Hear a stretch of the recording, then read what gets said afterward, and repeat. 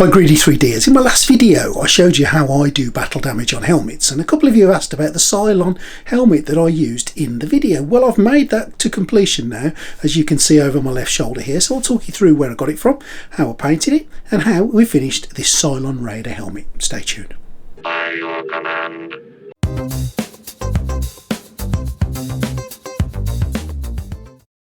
Now there's a plethora of Cylon models and STL files across the internet. I've gone to CG Trader and I've bought this one for £3, which I thought was an absolute bargain. Now I've popped it onto my Centuri carbon and I've blown it up to 280%. This was around about the biggest size I could get it on the build plate, just printing it in one piece. It's not going to be big enough to fit over my head, but I didn't really want it for that reason anyway. You might be able to squeeze an extra couple of percent over it, but I really don't think you can. I'm using tree supports on it. I've increased the walls to 4 and I've reduced the infill to 10%. And I'm going to be printing it with this Elegoo PLA. This is Galaxy Black. This stuff is just beautiful. It prints marvellously and the colour is to absolute die for. I've done a few ornaments in this and other bits and pieces. It is gorgeous and it's printed perfectly first time round, no problems at all. I think it took, if memory serves, about 13 hours, but don't exactly quote me on that, but it printed. I just watched it as it did it and I kept an eye on it on the app on the screen for the Centuri Carbon, which has got to be my favourite printer at the moment for PLA, and it's printed beautifully, absolutely beautifully. The tree supports are going to make getting those supports off wonderful, and they were easy to get off. I just needed to poke them, give them a little bit of a tug. I needed the clippers in a couple of places just to encourage them to get off, but really it was just a little bit of brute force, ignorance and tugging, and away it went.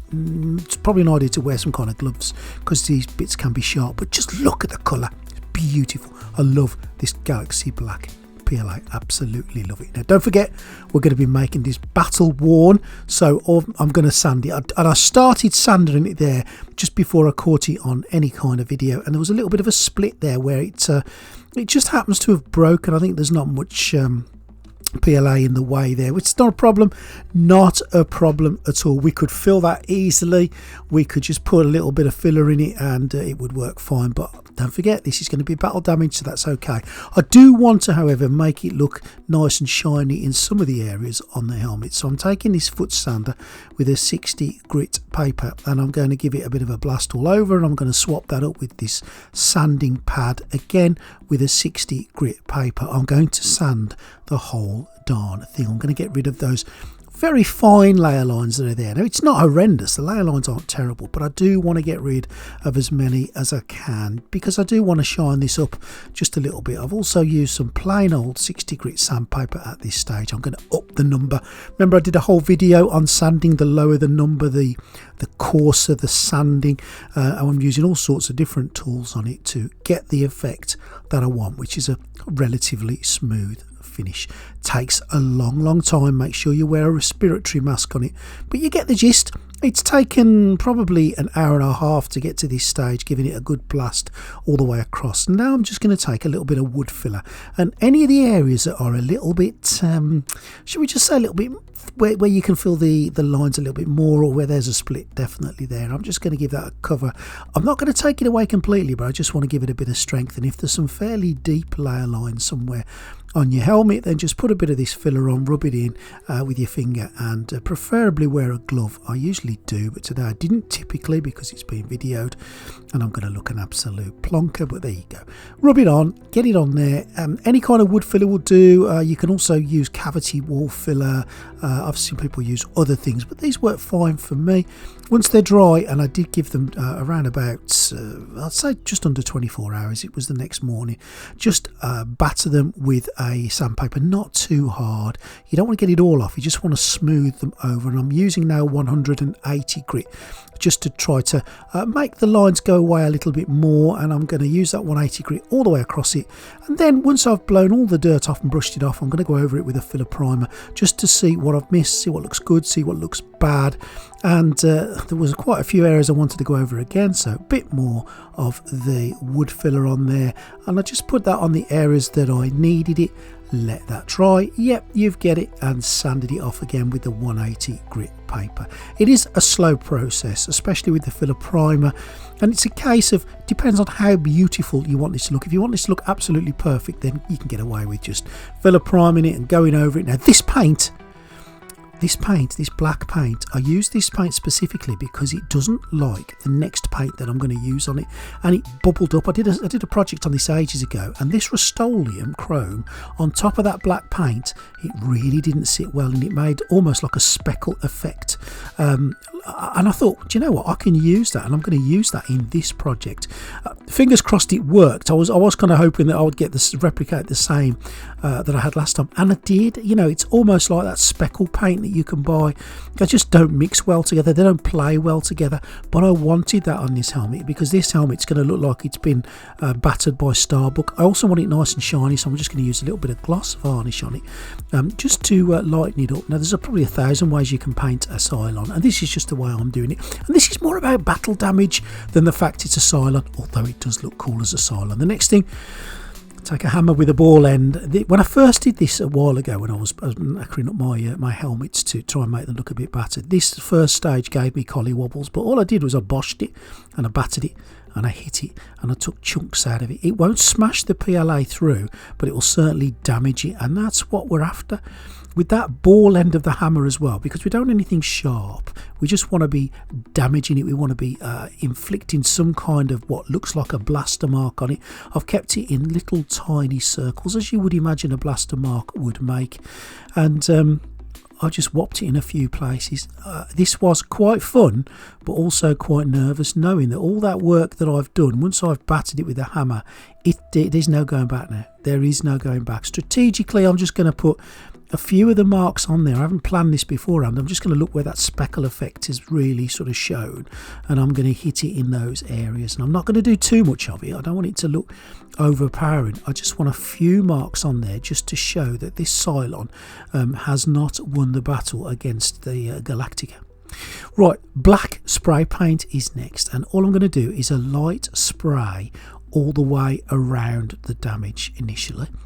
You've got to try and imagine, I guess, when you put this on, that which direction has the blaster hit it? Well, I'm going to go front on, really, because a Cylon in a battle is going to be standing face on with whoever he's having a fight with. So the blaster mark has hit it virtually full on, and then all I'm going to do, going back away from the mark, is just put the fact that, as you would imagine, there's kind of like a mark going backwards where the projectile, the plasma projectile, whatever they shot out in those days in Battlestar Galactica. This is the original Cylon, of course.